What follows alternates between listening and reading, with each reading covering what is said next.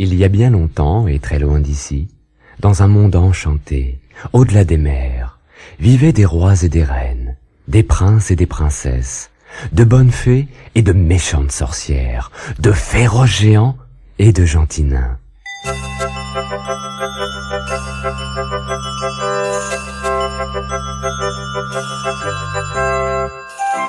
Ouvre ton album, écoute bien et rejoins toi aussi le monde magique d'Il était une fois.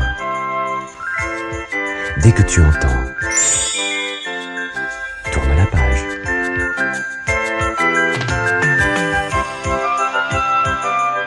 La petite sirène.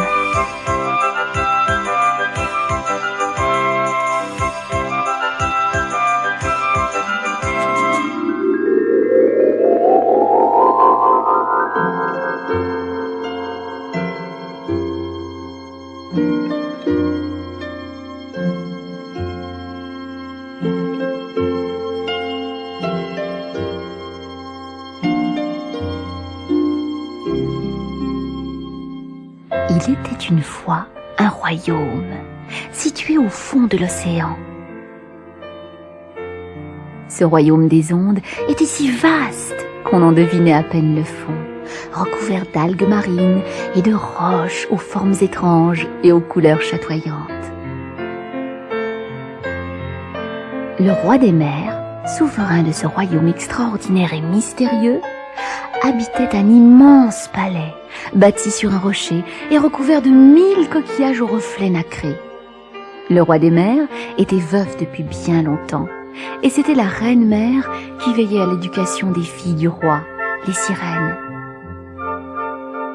Des 6 princesses, la plus jeune était la plus belle. Sa voix enchanteresse berçait le royaume de douces mélodies que le roi se plaisait à écouter le soir à la veillée.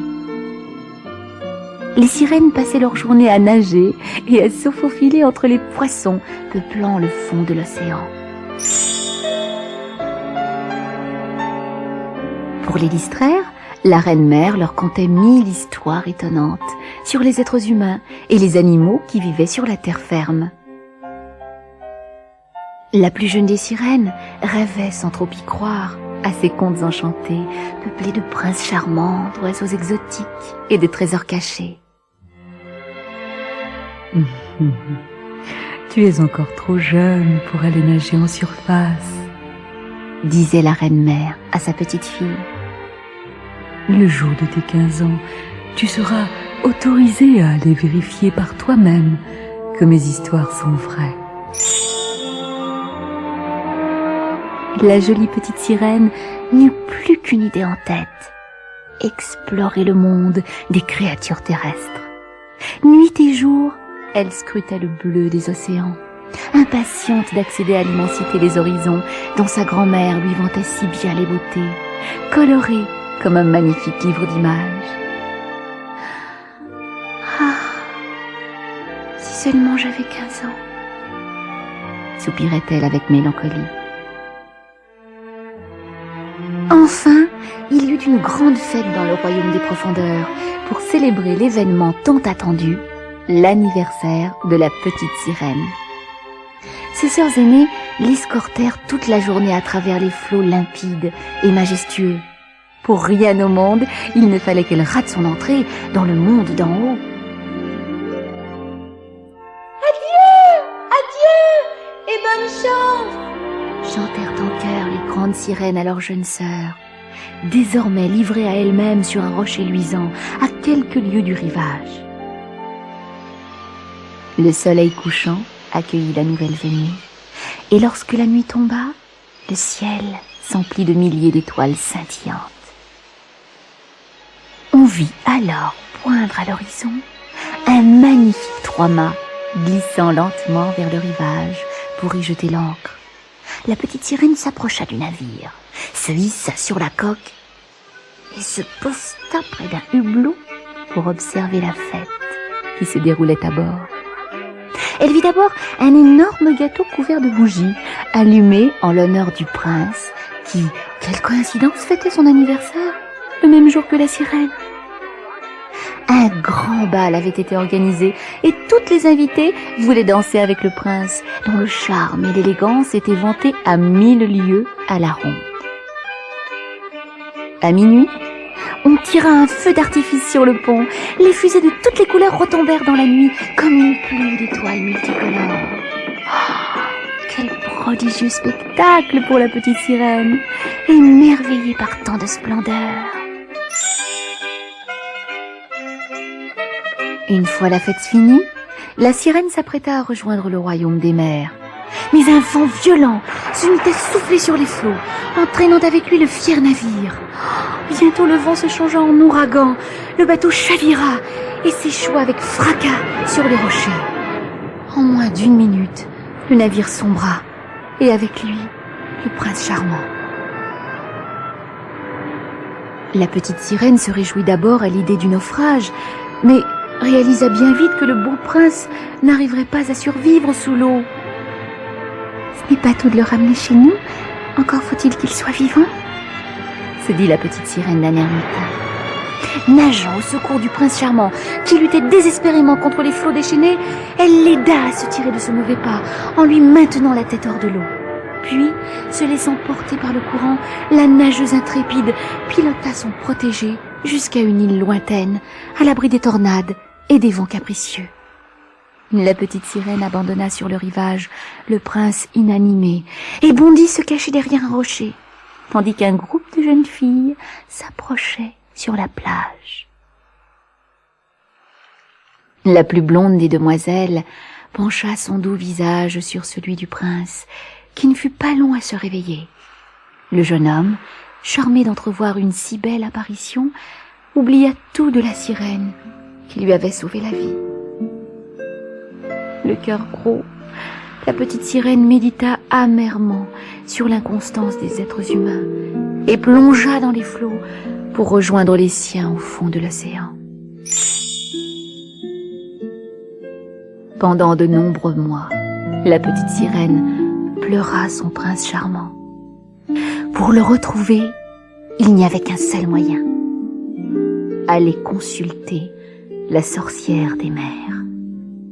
La redoutable sorcière habitait une grotte étrange, peuplée de monstres marins, tous plus terrifiants les uns que les autres. « Je sais ce que tu es venu chercher. » siffla la magicienne entre ses dents à la petite sirène toute intimidée. « Tu voudrais bien te débarrasser de ta queue qui t'encombre et posséder 2 jambes pour que le prince charmant tombe amoureux de toi. » poursuivit la vieille femme d'une voix caverneuse. « Tiens, prends cette potion magique que j'ai préparée à ton intention. Tu la boiras demain matin avant l'aube et ton vœu sera exaucé. »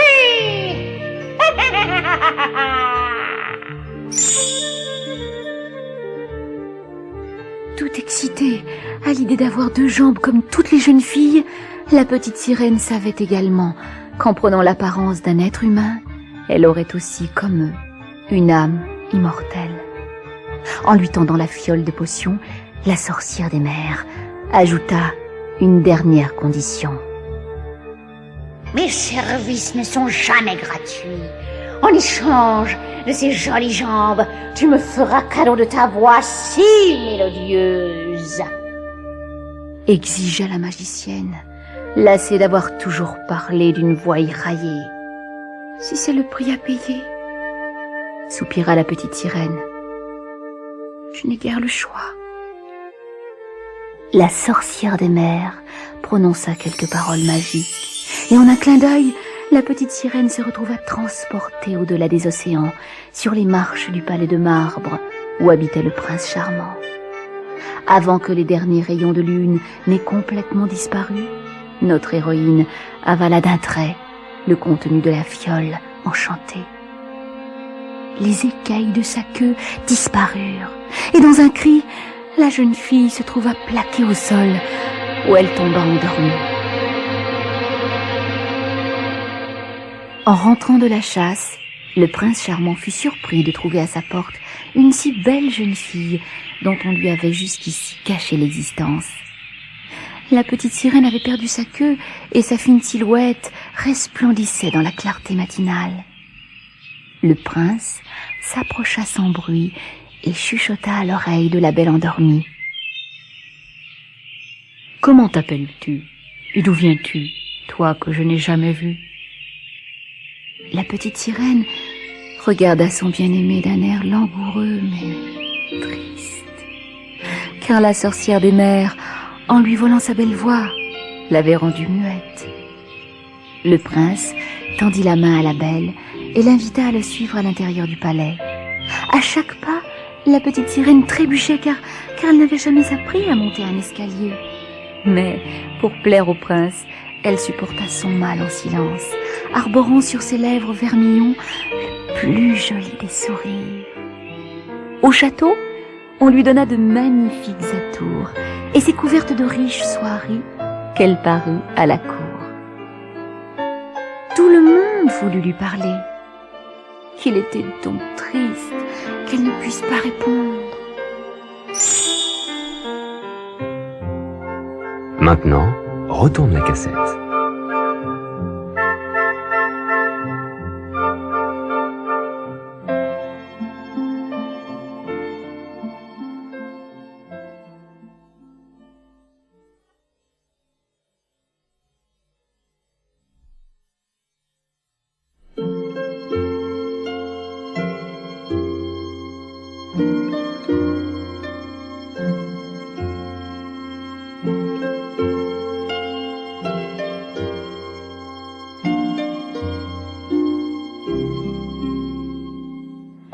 Le roi organisa une grande réception en l'honneur de la nouvelle invitée.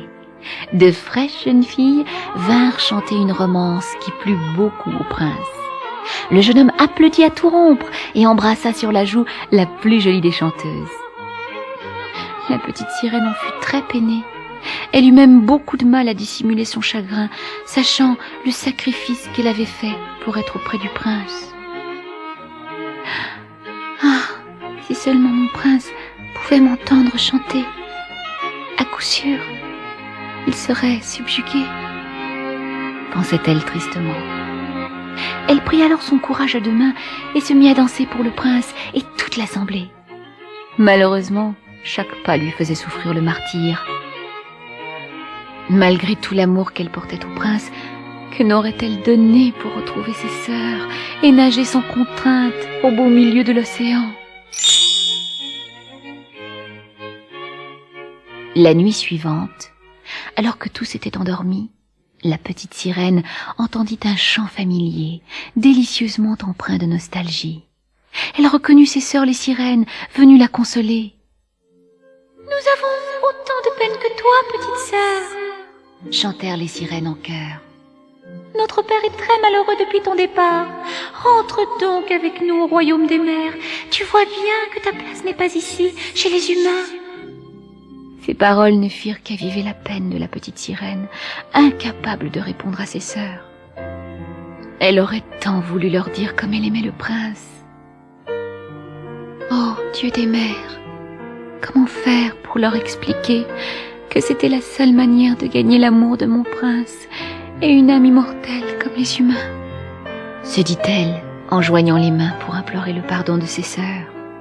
Hélas, exaspérées par ce silence qu'elles prirent pour du mépris, les sœurs de la petite sirène retournèrent, mécontentes, se cacher au fond des océans. Une rumeur circula bientôt dans les couloirs du palais. Le prince charmant allait épouser la princesse Marina, la fille du roi d'un royaume voisin. Si seulement je pouvais expliquer au prince que c'est moi qui lui ai sauvé la vie autrefois, sanglotait la petite sirène, qui n'avait décidément pas de chance. Je suis sûre qu'après cela, il m'aimerait pour toujours.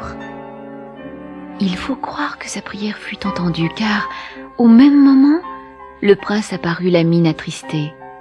« C'est mon père le roi qui veut que j'épouse la princesse Marina. Personnellement, Je n'espère qu'une chose, qu'elle ne veuille pas de moi, car c'est toi l'élu de mon cœur.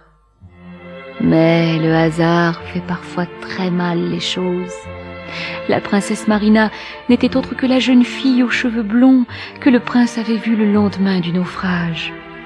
« Je vous reconnais, c'est vous qui m'avez sauvé la vie, » dit le jeune homme à la fille du roi. « Je me dois donc de vous épouser. » Le mariage fut arrangé pour le lendemain. Le prince demanda à la petite sirène d'être la demoiselle d'honneur de la mariée, dont elle aurait dû occuper la place. Décidément, jamais la petite sirène ne pourrait trouver le bonheur sur cette terre. Le soir des noces, le prince charmant et la princesse Marina s'embarquèrent en croisière, emmenant avec eux la petite sirène. L'infortunée resta sur le pont du navire pendant toute la journée, espérant qu'un miracle se produise et qu'elle échappe à cette triste vie. Or, le soir venu, ses sœurs apparurent près du navire. « Regarde, petite sœur, nous avons offert nos cheveux à la sorcière des mers. Tu vas pouvoir revenir chez nous. Voici un couteau. Plonge-le dans le cœur du prince avant l'aube, et tu retrouveras ta queue de poisson, » dit sa sœur aînée, qui ajoute « Attention, n'oublie pas, tu dois agir avant l'aube, sinon tu mourras. » Les mains tremblantes, la petite sirène se saisit du couteau et s'introduisit subrepticement dans la cabine du prince. Le prince et la princesse Marina étaient profondément endormis et la petite sirène n'eut pas le courage de tuer son bien-aimé. Elle remonta sur le pont, lâcha le couteau et se jeta par-dessus bord. Pendant un court moment, la petite sirène eut l'impression de voler au-dessus des flots. Elle dirigea son regard vers le soleil et vit au firmament une multitude de créatures célestes qui semblaient l'attendre. Leur voix était douce et harmonieuse, et bientôt, la petite sirène se mit à chanter comme elle. La petite sirène se sentit soudain aspirée vers le ciel, au-dessus des nuages, où tout n'était que paix et bonheur. « Où suis-je » demanda-t-elle d'une voix douce et radieuse. « Nous sommes les princesses du ciel, et désormais tu es des nôtres, » répondirent en chœur des jeunes filles qui ressemblaient à des anges. « Viens avec nous, par ta bonté et tes bonnes actions, tu seras promise à une vie et à une grâce éternelle. » En regardant vers la terre, la petite sirène constata que le prince charmant et Marina la cherchaient désespérément. Une larme de tristesse coula sur sa joue, mais la petite sirène l'essuya, apaisée. Puis, elle s'élança dans le ciel avec les anges. Sa mission était désormais de répandre l'amour et le bonheur sur la terre.